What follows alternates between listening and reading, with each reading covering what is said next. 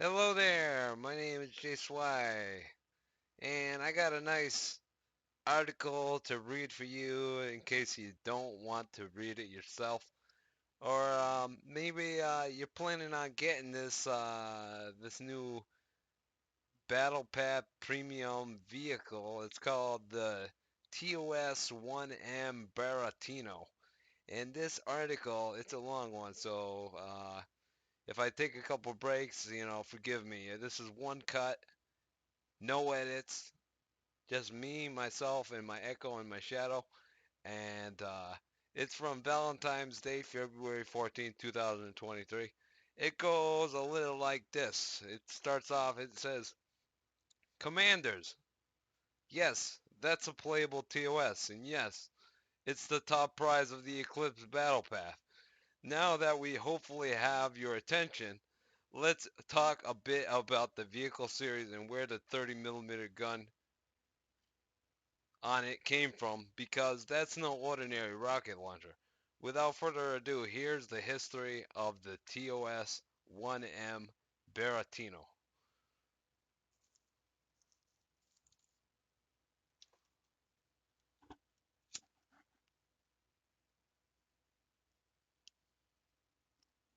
And this thing looks absolutely menacing. It really does. I mean, it's got 30 rockets, if I'm not mistaken. It's got heavy armor. It's got the T90 hull. That ain't no weak sauce armor either. You're gonna be able to get up close and personal with this thing, and then fire off the rockets. It's gonna be like damage like no tomorrow. Let's start with the name TOS, which stands for Heavy Flamethrower System in Russian.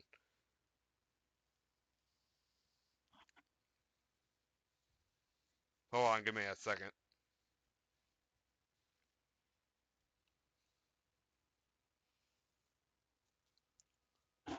TOS means flamethrower system, apparently, in Russian. Oh, I'm learning new things every day.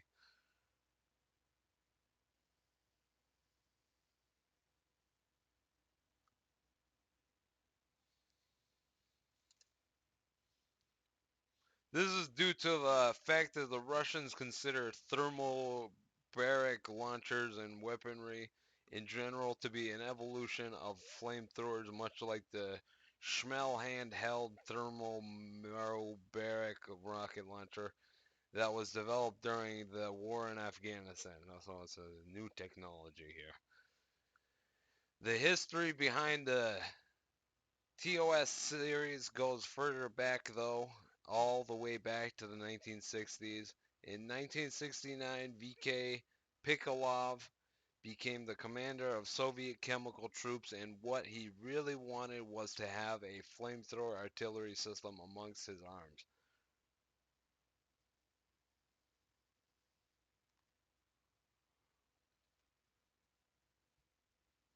In the early 1970s, he visited the Tula Design Bureau, responsible for the development of the famous Grad rocket launcher, and ordered the development of such a system.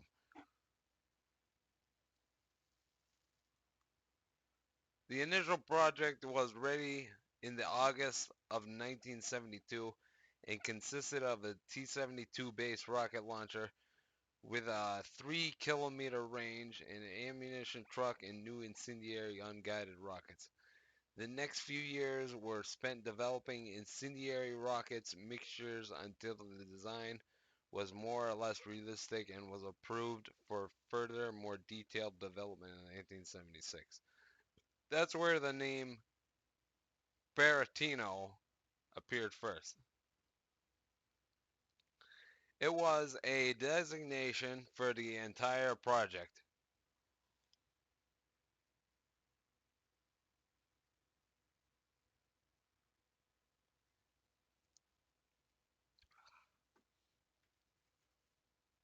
The word itself comes from a popular Russian children's tale by L.N. Tolstoy, in which Buratino is a wooden boy, essentially a retelling of the Pinocchio tale. Some sources claim the name was chosen because the protruding rocket fuse resembled Buratino's nose. That's a nice photograph right there. Absolutely. The first two prototypes appeared in 1978 and 1979. These were, of course, I got it wrong. This is T-72 hull, not a T-90 hull. But they're kind of similar. These were T-72 based and were built in Omsk.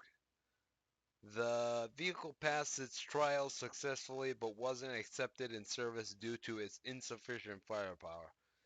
The development of a new rocket explosive therefore launched, resulting in new thermobaric warheads.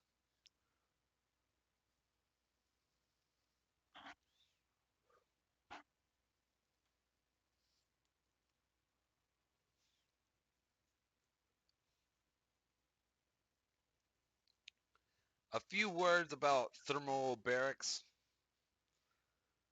Unlike a conventional bomb that uses solid explosives with an oxidizer, a thermobaric bomb is filled with fuel that spreads and ignites in the form of a cloud of aerosol. In other words, the explosion is oxidized by the air, not by a separate oxidizer. Its burning cloud, along with pressure changes caused by the explosions, deal tremendous damage to any unprotected target, causing severe burns and organ ruptures at considerable distances. This type of weapon is incredibly effective against structures such as buildings, bunkers, trenches, caves. Hence, its use in Afghanistan by both the Soviets and Americans 2 decades later. However, this weapon type also has significant downsides as it cannot be used in poor weather, high altitudes, underwater, and the blast wave doesn't do much against hardened targets such as sealed bunkers.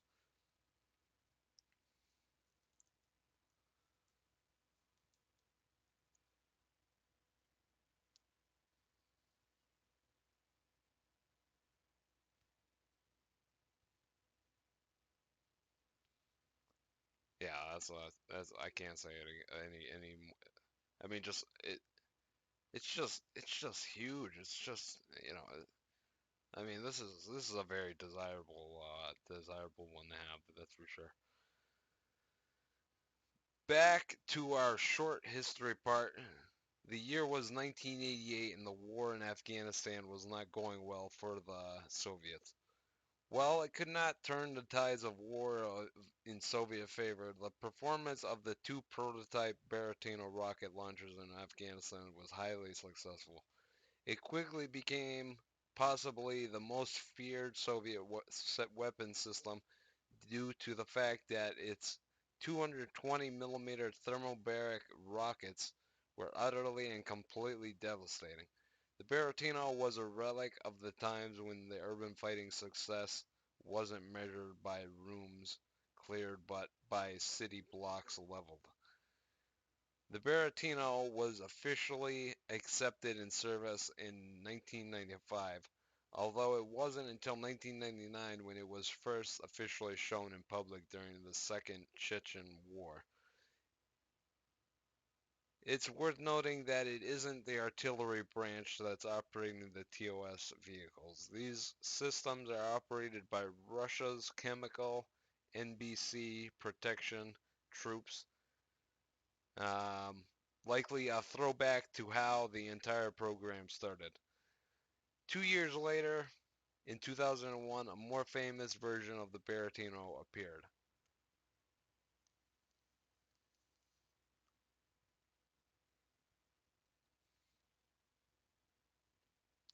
This was the TOS-1A Solmseptyak, or Sunscorch. Unlike the Buratino, the TOS-1A was officially accepted in service in 2003, built in significant numbers and was exported well, but the TOS-1A is a different machine. Let us get back to the Buratino in the Soviet experience in its use. So you never know. Maybe they'll throw in the TOS-1A someday to the tech tree. Who knows? It's a it's there's endless possibilities with this game.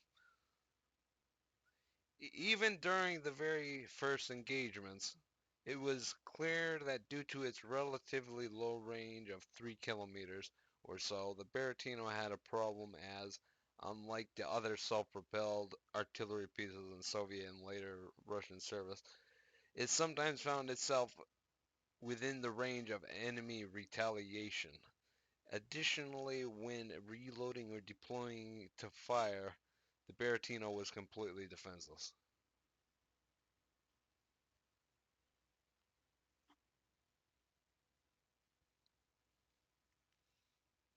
Short range. As a stopgap measure, the rare Baratinos deployed in Afghanistan had to be escorted by vehicles capable of engaging soft targets at close ranges or in elevated positions, such as the BMP-2. This, of course, wasn't ideal, and it was deemed necessary for the vehicle to be able to defend itself on its own, and by that time, the specialized BMOT wasn't developed yet and wouldn't have enough firepower even if it had been available at the time.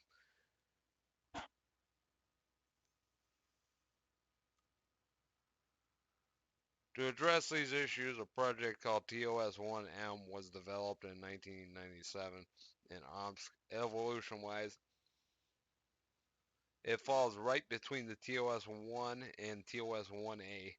It's neither really, but it's a version of TOS-1, which is why we decided to keep the name Buratino.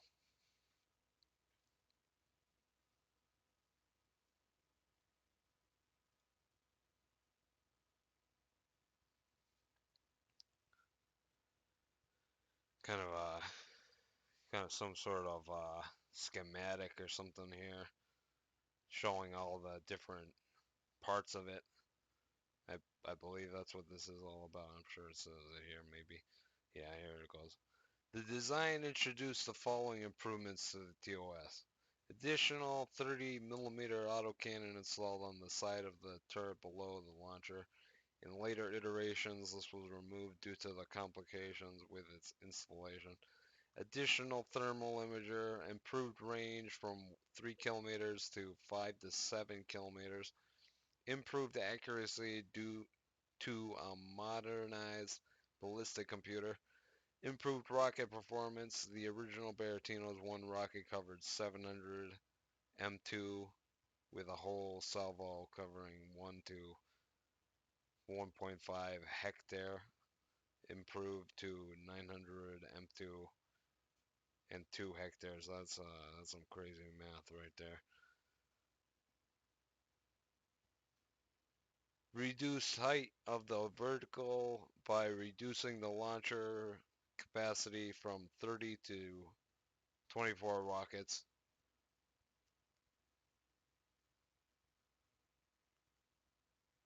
Added the ability to fire without deploying the out triggers thanks to the new suspension blocking system.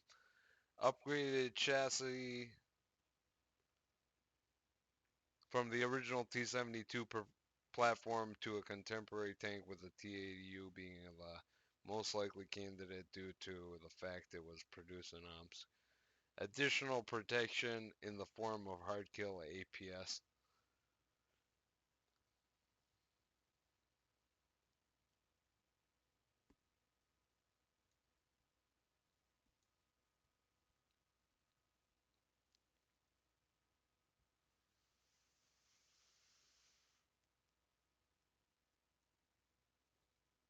The design is described in detail in patent number 97107808 forward slash 20 from 13.05.1997 point. The vehicle weighed some 44 tons and had a crew of 3 men, driver, commander, and weapon operator. The hull protection was taken from the basic MBT model the TOS is built on. Our model uses the T90 MBT as a basis, while the launcher could resist small arms only. In reality, firing at the launcher results in a rather spectacular explosion, something the TOS-1M was designed to avoid. Additional protection was provided by the TO-2G Tucha smoke grenade launcher system, Argus KS-IZ soft kill APS, T2A2 hard kill APS. The firepower consisted of 24 massive 220mm thermobaric rockets in a box-like launcher, as well as one 30mm 2A42 autocannon mounted on the right side of the turret. The exact way how the weapon was supposed to be installed was not specified. We have come up with a modified helicopter mount that would fit the design.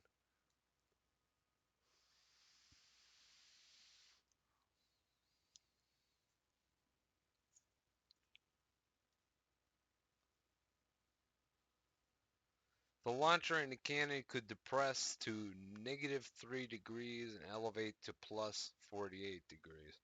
Two rocket types were used: thermodynamic and high explosive. Thermobaric, rather, and high explosive. The fire control system included 1D14 rangefinder, TKN3 commander optics, ballistic computer set.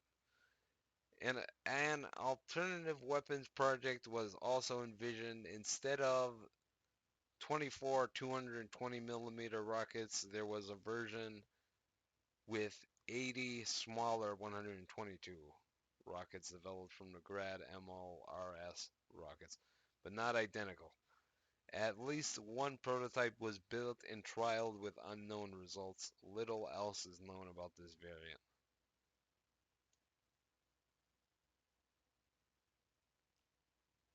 The vehicle was powered by T90's V84MS diesel, producing 840 horsepower. The maximum speed was 60 kilometers an hour, at least in our configuration. The T80 variant would naturally have a gas turbine.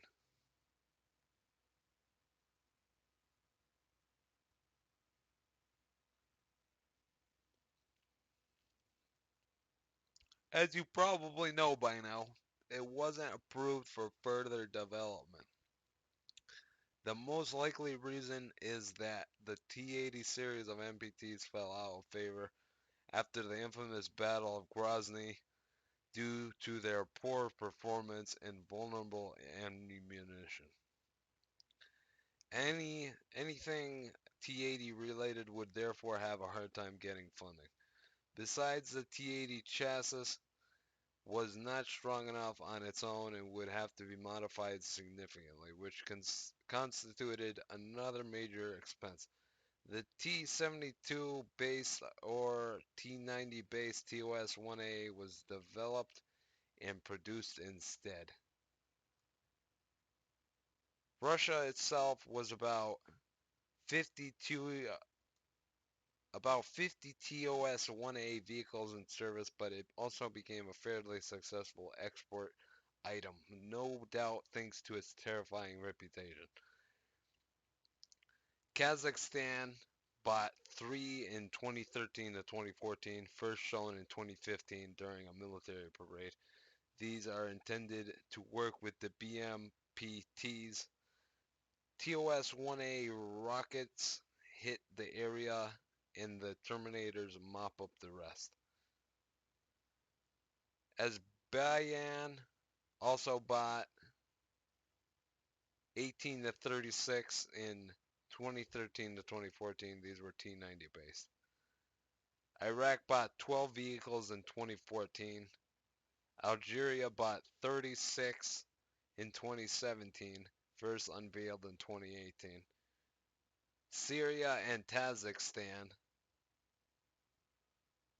also have some according to certain sources, and Saudi Arabia might be interested in licensed production.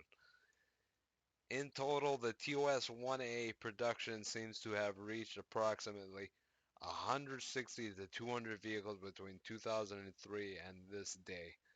The exact number is unknown, but according to some sources, the production is actually ongoing for the Russian army. Next to its supposed replacement, the TOS-2, that is not tank-based but uses an Ural 6x6 truck as its platform of choice. As the earlier Buratino, it's unclear how many vehicles were built, possibly only the original two.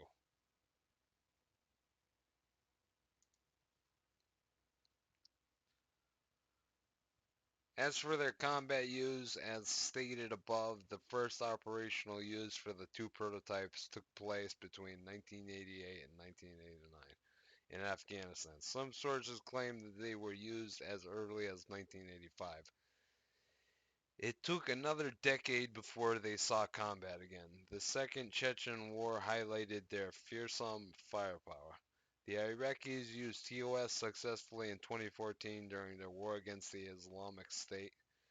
Between 2015 and 2018, the TOS was used in Syria as well and last but not least in the Uzbek Armenia conflict in 2016 to 2020 by the Uzbekans. Most recently, the TOS-1A appeared in Ukraine. It's worth noting that the weapon system is quite difficult to operate, to reload, and is very rare. Due to its notoriety, many large explosions and rocket salvos were attributed to it by journalists, but the reality is that most people can't tell thermobaric explosions from a normal one, and most of the reported TOS operations were in fact performed by standard Grad reactive artillery. Nonetheless, wherever the TOS appears, destruction follows in its wake. In armored warfare, the TOS-1M Buratino will be a Tier 10 premium tank destroyer. As this vehicle is fairly unique, you're probably wondering how exactly this vehicle will work in the game. Here's how.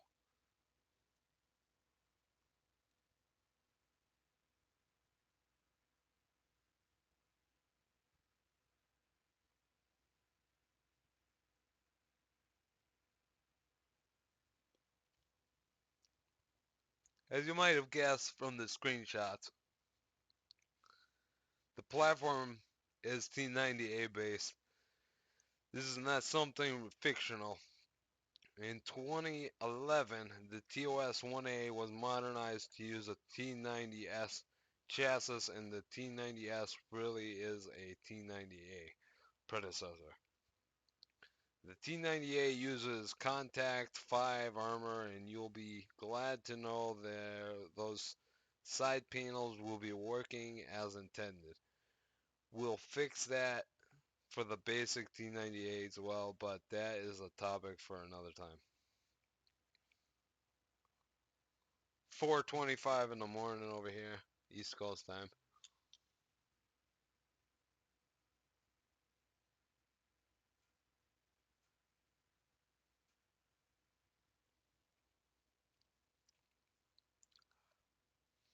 The chassis will have both soft kill APS and hard kill APS, but both inferior to the Malachit system of Armada. This is also a real part of the TOS-1M system.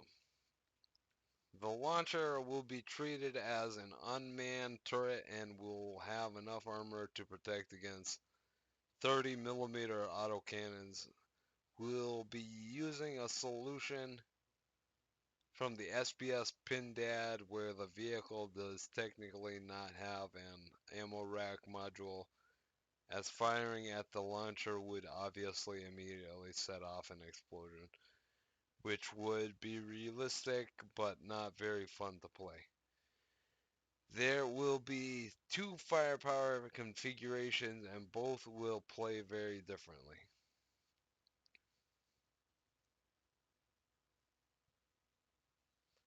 The stock configuration uses 120 millimeter, 122 millimeter rockets and is based on the photo of the TOS prototype.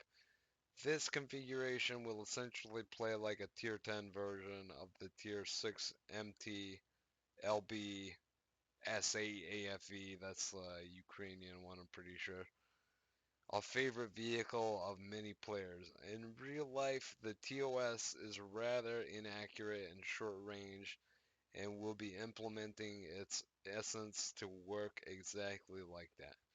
The rockets will behave roughly like the ones on the MT-LB-S8, high explosive warheads, not very accurate at long ranges, but excellent at short ones.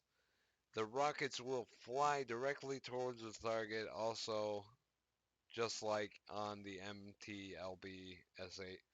You'll have 80 of those in your launcher and 160 in total. However, there will be no partial reload, and once your launcher is empty, you will have to suffer a long time before the whole launcher is reloaded again. During that time, you'll have to make do with your backup weapon, which is the 30 millimeter 2A42 autocannon. This weapon will work almost exactly like the one of the Object 195 MBT does. A limited rate of fire with 40 round clip of basic AP, DS, and HE ammunition. This weapon will be useful against lighter targets, but its limited performance will not allow you to effectively engage heavier enemies. Both the launcher and the autocannon will feature very limited gun depression, -3 degrees, which will make it even more difficult to use the autocannon effectively. You'll have to position yourself carefully instead of rushing your enemies.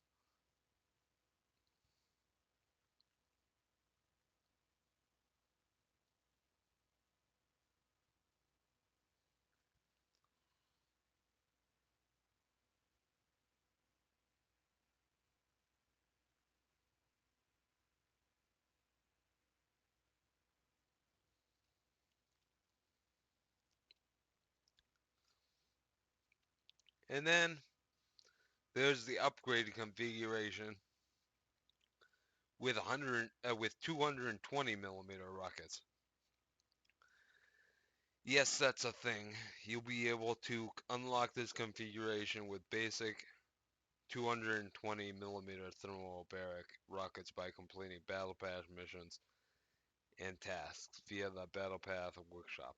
As you can imagine, an impact of a 220 millimeter rocket that's longer than a tank barrel is absolutely devastating, and indeed these will offer the highest damage per shot alpha in the game, as well as decent penetration. How much exactly, that's something we need to tweak, but getting hit by one of these will hurt a lot. You'll have 24 of these, one magazine, and you'll be able to launch one every 10 seconds or so.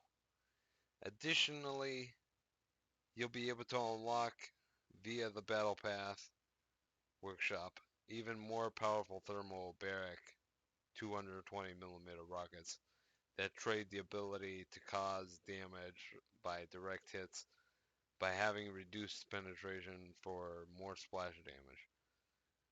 Sounds insane? Not quite, as there will be numerous drawbacks to the 220 millimeter configuration. Trajectory, unlike the 122 millimeter configuration, the 220 millimeter configuration uses Pindad's high arc of flight. Uh, okay, so yeah, basically less accurate what you'd expect there.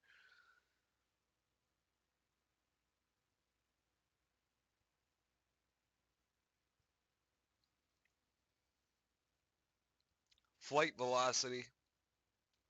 The 220 millimeter rockets will have a very low velocity, making them easier to avoid, especially at longer distances. Low penetration.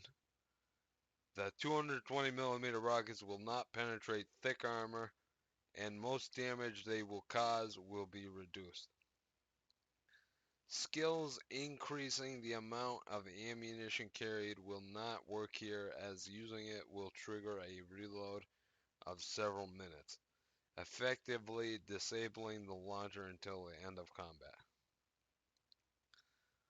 In other words, a hit by one of these will deal monstrous damage, but you'll have to earn it. As the as for the rest, well, do you truly care about the rest? No active abilities, no camouflage, a box firing telephone pole sized rockets into the sky tends to be conspicuous, and the vehicle will be blind as a bat. The mobility will resemble the original T-90A tank, perhaps a bit slower, and that's about it. Despite these disadvantages, we hope, no, we know, you'll have a lot of fun and it will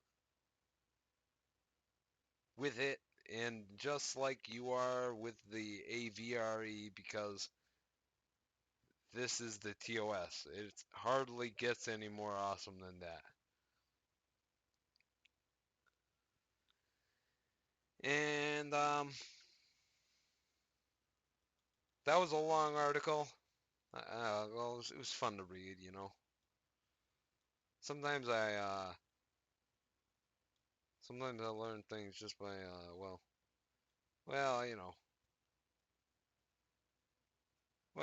know, I guess it was used in Afghanistan and a couple countries bought it, and there's a couple different versions of this thing.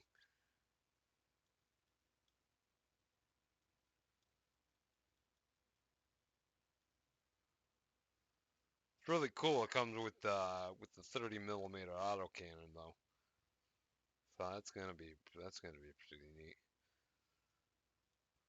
All right, that was from February 14th, Valentine's Day, 2023. They dropped us a bomb on that day with the TOS at 1M Buratino, future Tier 10 tank destroyer premium vehicle, 24 rockets.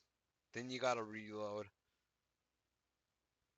Option between 122 millimeter rockets and 220 millimeter rockets, and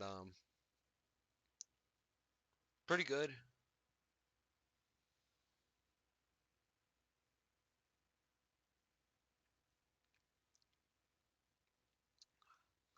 My biggest things about it is I like how it's got two weapon systems on it. You know, you use the rockets as the primary one, and they reload. It takes like 60 seconds probably, and they don't say, but I'm guessing like 60 seconds. And then you use the auto cannon, 30 millimeters, probably gonna have a DPM of at least like 10,000, at least with the auto cannon. And